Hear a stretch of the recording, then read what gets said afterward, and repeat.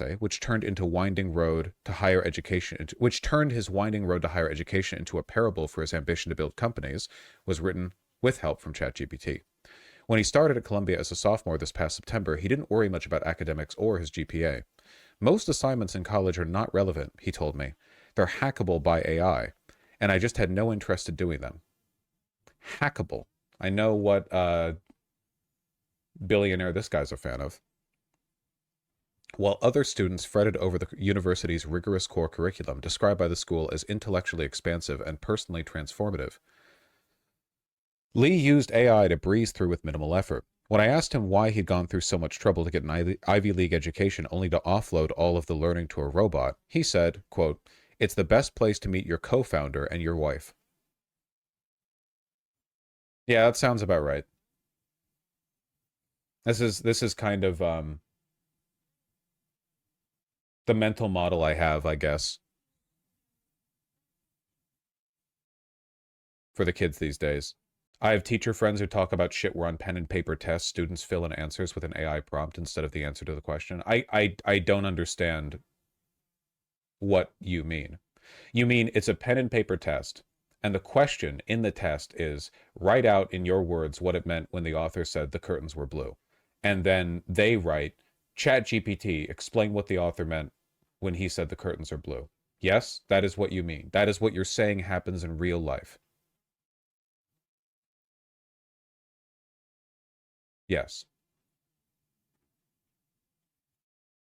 Okay. We need to go back to failing people. Also, everything needs to be pen and paper. What's the solution to this? Homework is worthless. In-class essays are the only thing that matter. Or if not pen and paper, because I'll admit, I'm pretty bad at writing. I have shaky hands since I broke them ages ago. Typing it up in class, like on school computers, you know? Non-internet connected school computers. I tutor college essay writing, and I can't tell you how many times I've heard I wrote that section with ChatGPT. Okay, witch doctor, genuine question. How do you respond to that? So when a person admits to that, like, what's the response? How do you engage with that? I don't know. Ah, that's how the article opens. What the f is this shit? Modern education, it seems. Students using AI to give them the answers to even the most basic questions that they already know the answer to, but do not want to go through the literal effort of thinking to recall it from their memory. I can't believe we're like playing out a cyberpunk dystopia plotline right now. And it's happened so quickly and everywhere, and nobody even seems to care. I mean, the teachers care, but like no one listens to them, and they all get paid like $5 a year. Zuckerberg is pushing the idea that you'll have AI friends and therapists. Yeah, I saw. Zuckerberg's grand vision, most of your friends will be AI. I don't even want to talk about this because I don't want to talk about this. I don't want to say things about this. I feel like Silicon Valley is trying to invent things worse than Nazis. Like it's so obviously to make something that's worse than a Nazi, you have to start from being a Nazi, and then you have to find a way to make that worse. Right? And I think they're like desperately trying to construct that. They're trying to make that the norm. Like they're trying to invent that system. In January 2023, just 2 months after OpenAI launched ChatGPT, a survey of 1,000 college students found that nearly 90% of them had used the chatbot to help with homework assignments. Jesus.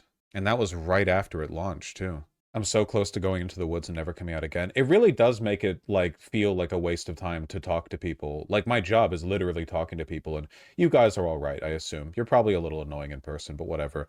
But, like, the whole project of rhetoric, of, like, trying to convince people or believe in anything or have other people believe in things or try to have them see your way, it all kind of falls apart when people are essentially automatons.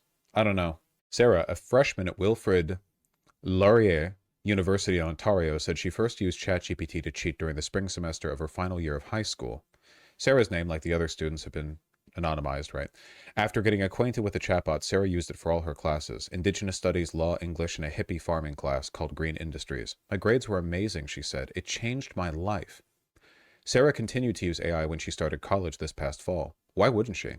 Rarely did she sit in class and not see other students' laptops open to ChatGPT. Toward the end of the semester, she began to think she might be dependent on the website. She already considered herself addicted to TikTok, Instagram, Snapchat, and Reddit, where she writes under the username, "Maybe I'm not smart."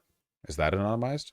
I spend so much time on TikTok, she said, hours and hours until my eyes start hurting, which makes it hard to plan and do my schoolwork. With ChatGPT, I can write an essay in 2 hours that normally takes 12. Ugh.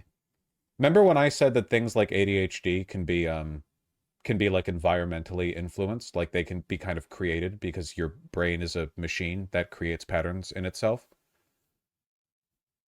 We are ADHD and autism maxing. By the way, Vosh, writing with pen and paper is better than even laptop notes. Yeah, I think you retain information better when you write it with pen and paper because rather than just clicking a button and a character appears, you have to inscribe the things that you're taking notes on, like in a very deliberate fashion. You can't just press a button like you are going through the motions of writing it. It's just probably better for your mind. It does kind of suck that it feels like an academic from 50 or 60 years ago would genuinely mog the average person today in thoughtfulness. And I mean that. I don't mean in terms of like progressivism or even in terms of what they know. Like knowledge-wise, they would know less, right? Depending on the discipline. But in terms of thoughtfulness, I feel like they would obliterate us, right?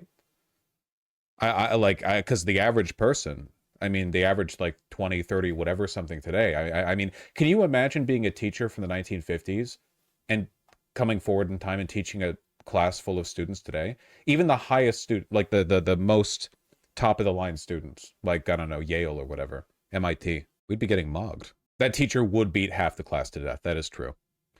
It isn't as if cheating is new, but now, as one student put it, the ceiling's been blown off. Who could resist a tool that makes every assignment easier with seemingly no consequences? After spending the better part of the past 2 years grading AI-generated papers, Troy Jullymore, a poet, philosopher, and Cal State Chico ethics professor, has concerns. Really?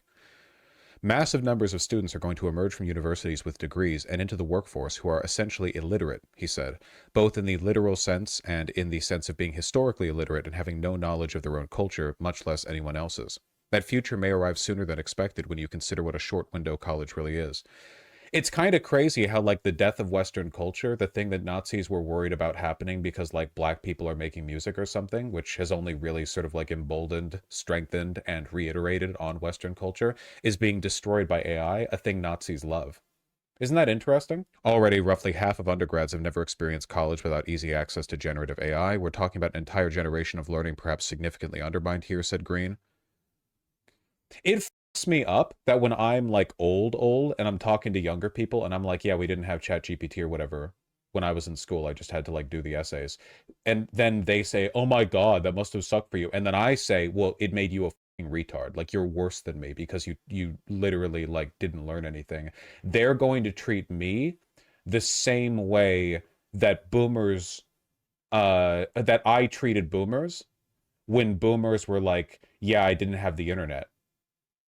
And I would be like, well, the internet gives you access to knowledge.